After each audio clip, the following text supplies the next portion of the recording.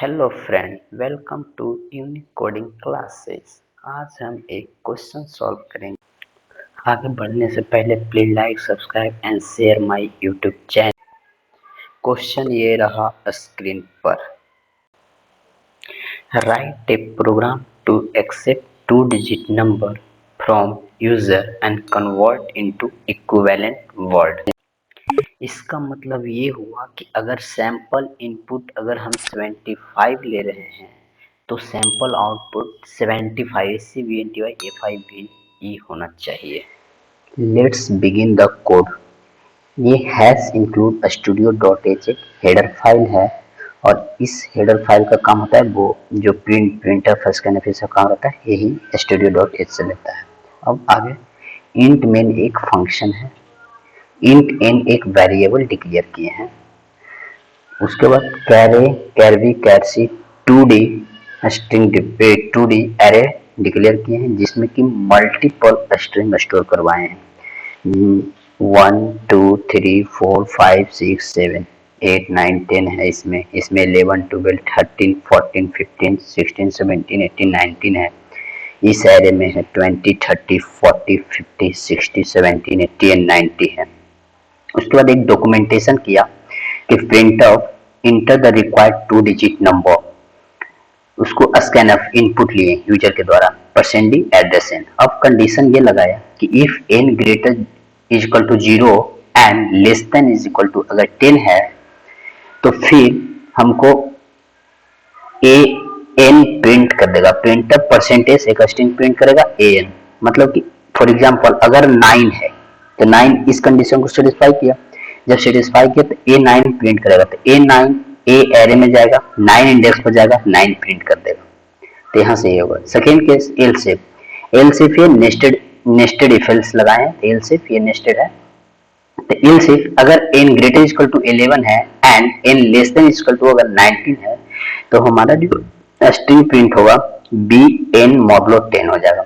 B n modulo 10 का मतलब ये हुआ मॉडुलो ऑपरेटर क्या देता है, रिमाइंडर देता है, इट गिव्स द रिमाइंडर।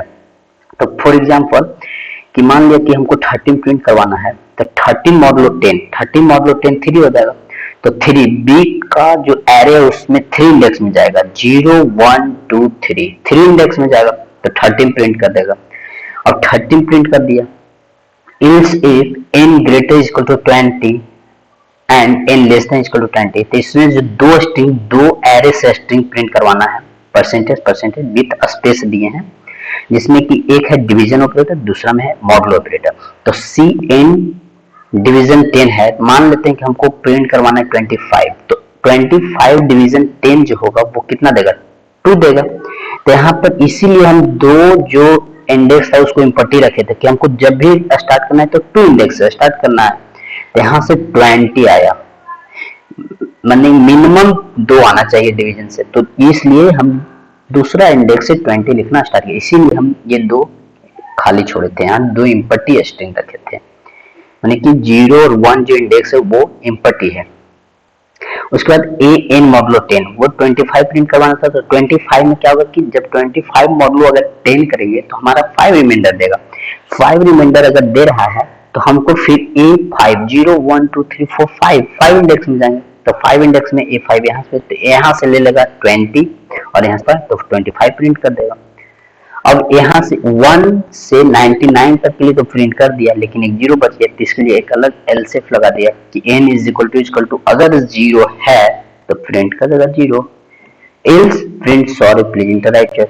अगर इसमें कोई 2 डिजिट नंबर नहीं है, इसका कंडीशन सेटिस्फाई नहीं कर रहा है तो वो क्या लिखेगा, sorry please inter right choice. उसका प्रोग्रामिंग हो जाएगा। बस यही है, एक बार फिर से देख लीजिए क्या लिखे।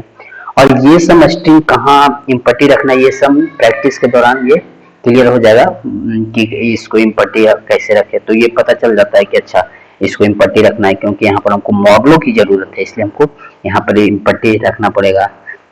यहाँ पर डिवीजन ऑपरेटर है इसलिए हमने 2 स्ट्रिंग क्योंकि 2 इंडेक्स से काम करेगा इसलिए हम इसको 2 रखे। ऐसे भी प्रोग्रामिंग बनाने का बहुत हम इफ इल से बनाए कोई स्विच के सी प्रोग्रामिंग को बना सकता है और बहुत सारे कंडीशन है।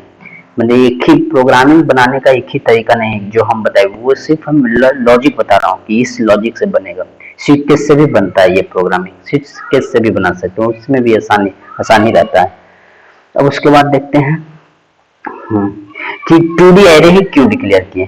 तो यही हम बताना चाह रहे थे कि ये जो मल्टीपल स्ट्रिंग स्टोर करवाए हैं 2D में, इसके लिए हमको 2D एरे डिक्लेयर करना ही पड़ेगा, क्योंकि 2D बिना 2D एरे के काम नहीं होगा। क्यों?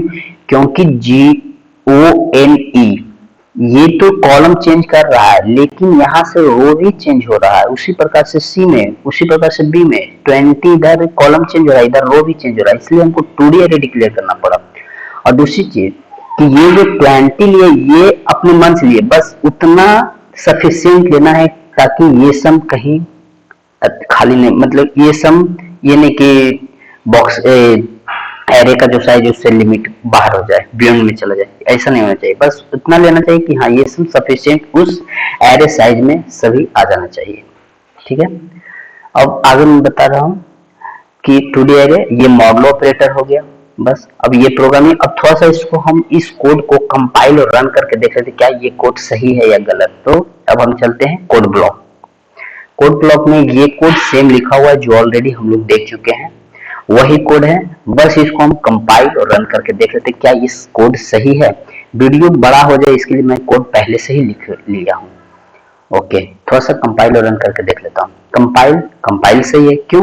क्योंकि एक्चुअली कंसोल पैनल हाइड कर लिए ताकि ये विंडो आईडी थोड़ा सा बड़ा दिखे, और लेकिन कंपाइल सही है क्योंकि अगर एरर आता तो यहाँ रेड इंडिकेशन आ जाता है। अब हम रन करता हूँ, रन करके देखता हूँ। रन किया जब, तो पहले हम 0 इंटर किए, तो 0 इंटर किए तो 0 यहाँ प्रिंट करके दे दिया है। जब 0 प्रिंट करके दे दिया, अब फिर नेक्स्ट इनपुट हम लेते हैं 10।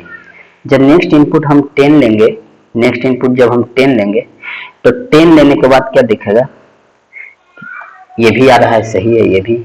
अब हम तीसरा जो इनपुट ले रहे हैं वो क्या लेंगे, 99 लेंगे। क्या लेंगे, ओके सॉरी, 99 लेंगे। क्या लेंगे इनपुट, 99। 99 जब इनपुट हम लेंगे 99, तो 99 भी प्रिंट कर रहा है, मतलब मेरा सब सही है। अब आगे देख रहा हूँ, एक इनपुट ऐसा ले रहा हूँ कि जो रेंज के बाहर हो, तो 1 2 3 लिया, तो ये सॉरी प्लीज इंटर आई, मैंने कि रेंज के बाहर नहीं लेना है, वो उसके लिए वैलिड नहीं है। तो ये प्रोग्रामिंग था, कंपाइल रन करके भी दिखा लिया। आज के लिए इतना ही, अब मिलेंगे फिर नेक्स्ट वीडियो में, तब तक के लिए बाय।